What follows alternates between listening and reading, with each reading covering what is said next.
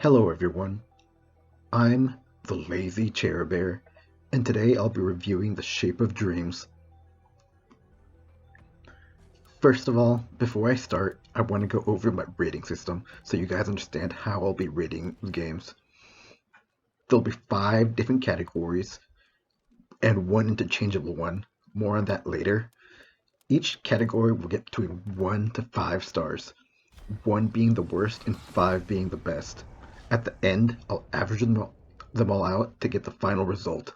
The categories I'll be rating them will be from the most important to least important, starting with the graphical style. The first thing you see with any new game is its visuals. How it initially looks determines whether or not you'll give the game a chance. To be fair, a game could look like trash and still play well, but most of the time, if the game looks like garbage, then you can assume that the rest of the game isn't going to be a polished gem either. The second category is the gameplay. This is the meat and potatoes of any game. Once you decide a game looks good enough to try, the gameplay is the thing that hooks you in and makes you stay. Whether it's quick responsive gunplay, challenging bosses, or brain-crushing puzzles, the gameplay is the core of any good game. Next up is the story.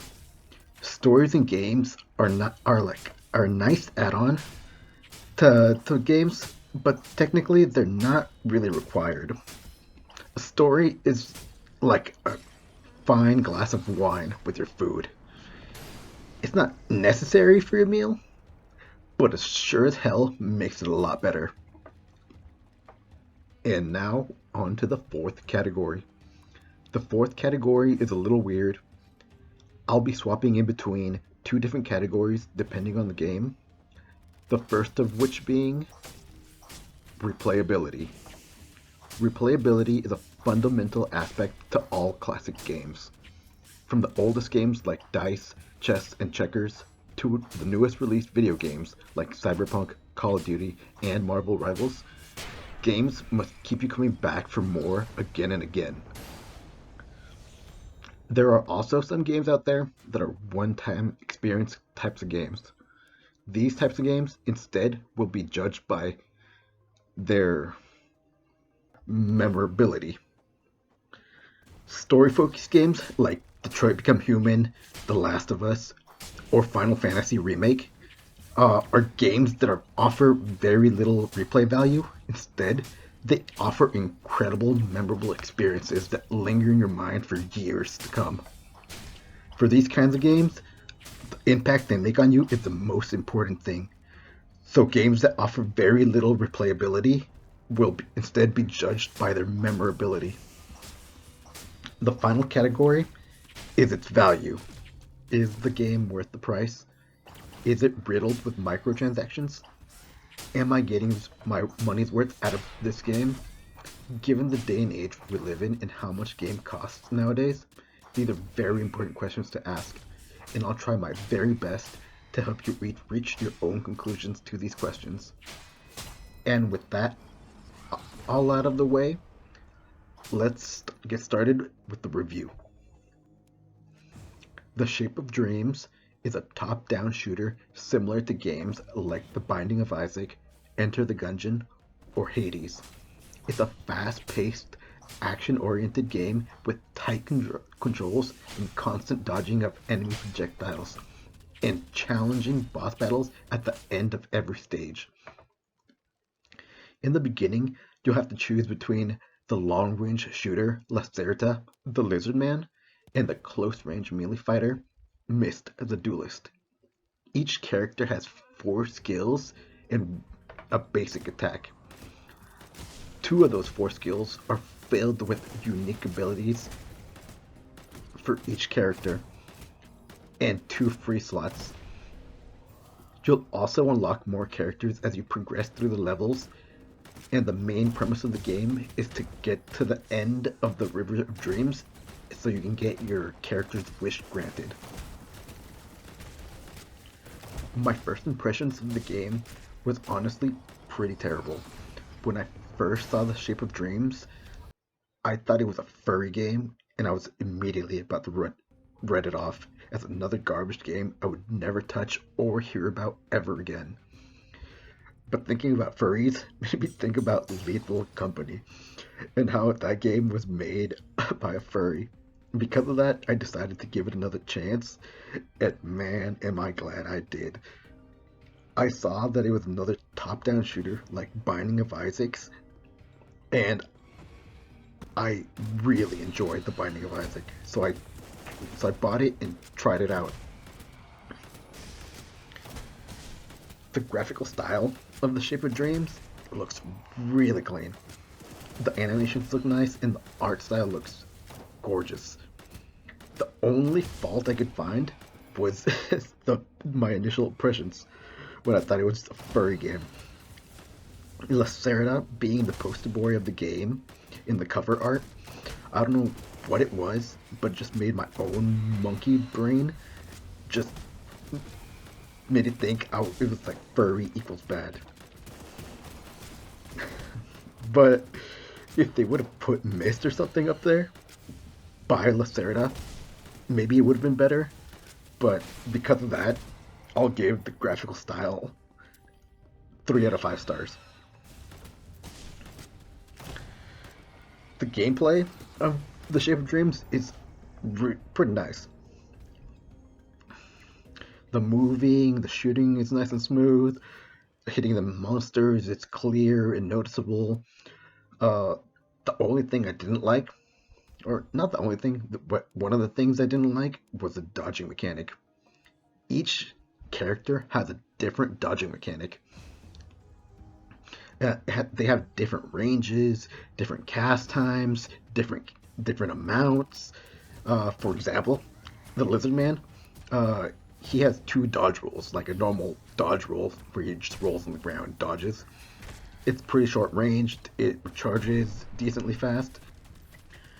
But Ubar, the Dreamborn, has a long range teleport dodge that has a long recharge timer, and it felt like I was getting punished for trying new characters. Eventually, I just stopped dodge rolling altogether, and I only dodged if I absolutely had to. On the bright side, each character had their own unique basic attacks. When playing with Lacerda, he had a long range rifle that crit every 4 shots, and if the enemy was on fire, it would do double damage. So basically, that means I would always be running fire skills to try to set the enemies on fire with my fire skills, and then aim to get the 4th crit shot to do double damage. And things were completely different when you played with Mist. Mist gets a short range sword and armor on her unique skills, meaning you could base tank some damage every time you use the skill. Her playstyle was way more aggressive than Lacerda's. When playing as Mist, you'd end up in the enemy's faces, hacking and slashing them apart to make your way through them. Having unique gameplay mechanics for each character is great and all, but there's a limit to it. Inevitably, some gameplay mechanics will be pushed too far and cause frustration with the players. With that being said, I'll give the gameplay 4 out of 5 stars. Okay, now on to the story. The story of The Shape of Dreams is pretty straightforward. You fight through the dream realm, and at the end you meet a god, and the god grants you a wish. It's nice and simple. I like it. It's fine. When I bought The Shape of Dreams, I wasn't expecting like a huge Last of Us or God of War or Red Dead Redemption 2 type story. I was just expecting a game like The Binding of Isaac or Enter the Gungeon, and getting little snippets of lore here and there as you progress through each stage. The bad thing is, the only lore you get is in the very beginning of the game with the intro cinematic and the tutorial, which honestly most people just skip. And also the intro cinematic is a bit confusing at the end. And the ending of it too is so cringe. It ends with what is the shape of dreams? It doesn't fit with the entire cinematic. They just like throw it in there at the very end to try to make it like epic sounding, but it just comes off really like it just doesn't fit. They should have gone with something like what is the shape of your dreams, but I don't know, or something like that. It just sounded really bad. But other than that, there was no other lore. Well, maybe there's probably some more lore at the end of each character's like arc, but I never got to the end. It gets really difficult at the end. So overall, I'd give it 3 out of 5 stars because if you compare it to games like Hades, where you get lore every time you talk to a god, or The Binding of Isaac's multiple endings, The Shape of Dreams seems pretty lackluster in comparison. The replayability of games like these are immense. With these kinds of games, the main selling point is their replayability. From the randomly generated levels, to the mass amounts of random skills, to even the rotating boss pools, the potential playtimes of these kinds of games range from hundreds to even thousands of hours.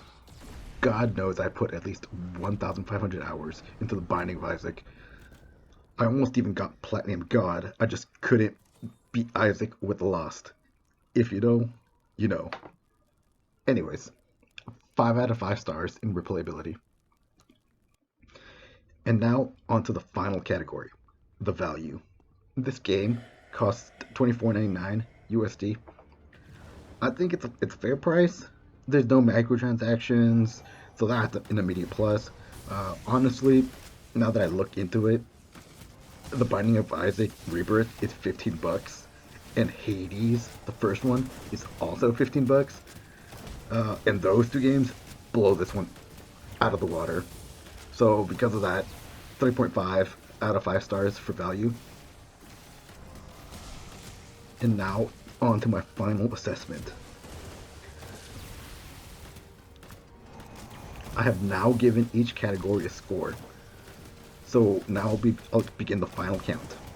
3 stars for graphical style, 4 for gameplay, 3 for story, 5 for replayability, and 3.5 stars for value. I'm doing all the calculations. I get 3.7 out of 5 stars. Overall, it's not a bad score. If you haven't played The Binding of Isaac or Hades, or maybe even Enter the Gungeon, I suggest you go play those games. They're cheaper and they're better than this game. But if you've already played those games and are looking for something new in the same like category or genre, then The Shape of Dreams is 100% worth buying. And that's my review of The Shape of Dreams. Like and subscribe if you enjoyed the video. Leave your comments down below with your thoughts and opinions. And with that being said, thank you for watching.